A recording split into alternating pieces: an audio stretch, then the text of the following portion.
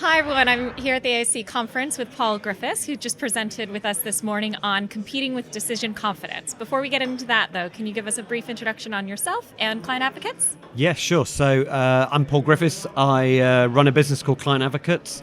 I've been doing it for about 13 years. Background in market research, 25 years in the industry.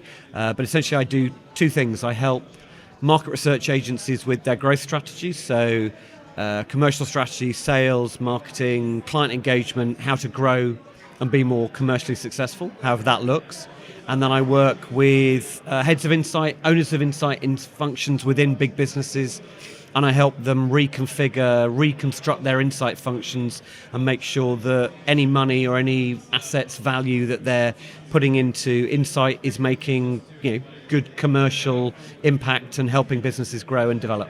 Well, you presented this morning on decision confidence. Yes. Something that struck me was that you said that decision confidence is the product. Can you tell us a little bit more about what you meant by that? Sure. So my hypothesis is that we're moving from an environment where we sold what we did, doing research, the technical, practical, processes and systems that we use to gather data, interpret it, and then present that, to a place where what clients are looking for and what we need to offer them is confidence that they're making the right decisions. And because of the tech changes, because of the disruption, a lot of the doing aspects of what we've done as an industry are going to be automated, made more kind of systemized. And on that basis, we can no longer just sell what we do. We actually have to sell the value, which is in the decisions that people make as a result of doing the research and gathering the evidence. So that's kind of why I think decision confidence is actually becoming the product that we have to sell and why we have to position ourselves in that way.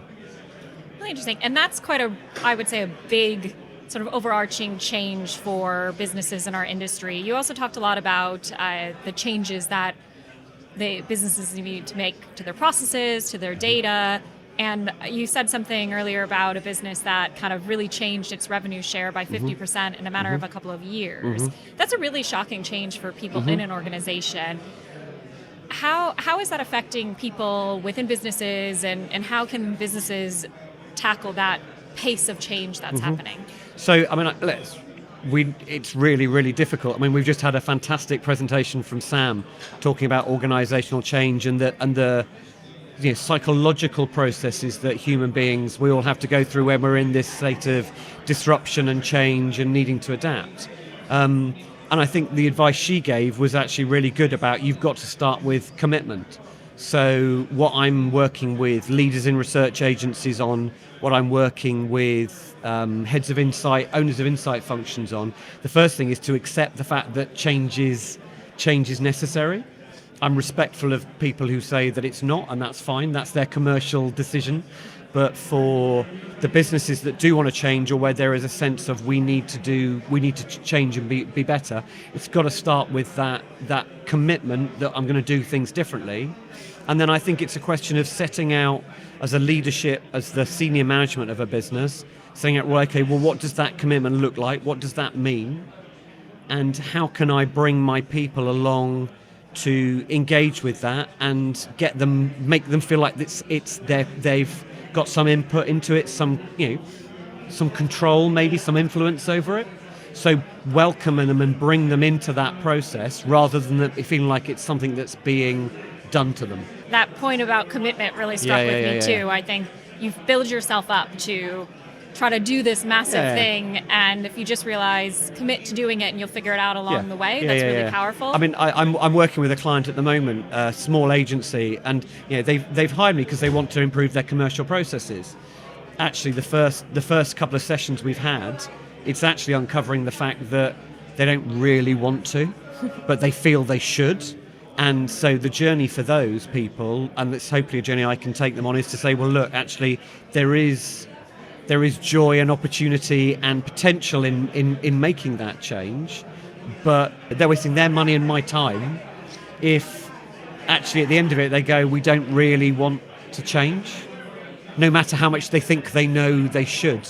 So getting clients to overcome that first inertia of I know I should do this, but I don't really want to, is kind of key to most organizational transformation or indeed personal growth, I guess.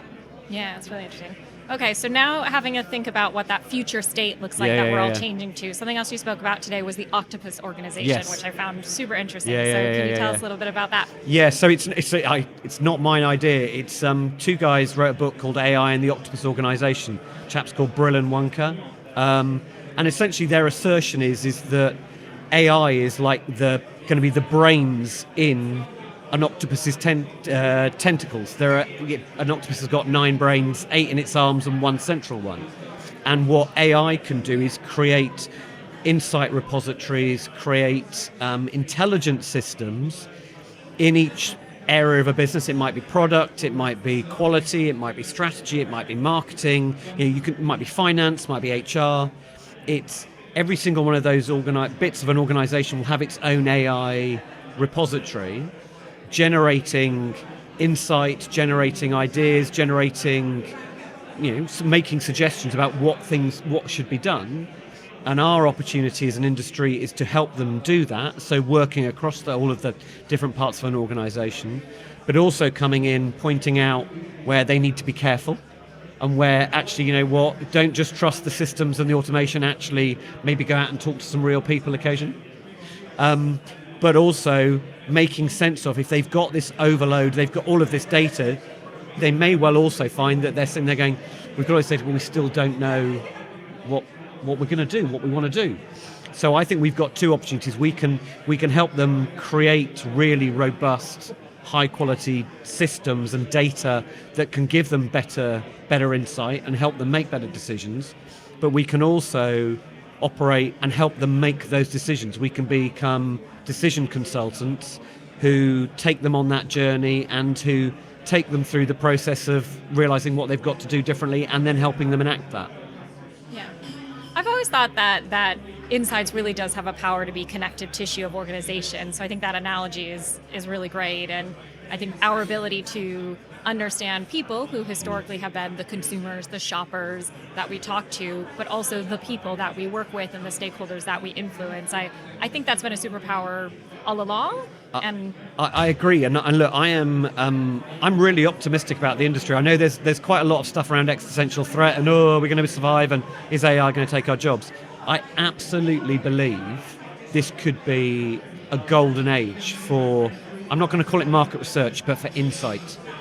Because I think the volume of insight generated is going to get greater, but the need for people and the qualities that you've just talked about, that curiosity, that intelligence, that understanding of consumers, people, psychology, I think that can all be really, really embedded into the technological kind of organizational structures and systems that AI is creating or going to enable. And actually the fact that we can use the technology to extract that and then turn that into something that is really, really valuable to customers and clients, I think is so exciting. Yeah, I mean, I think it's totally going to elevate our impact and accelerate the way we work. I couldn't agree more.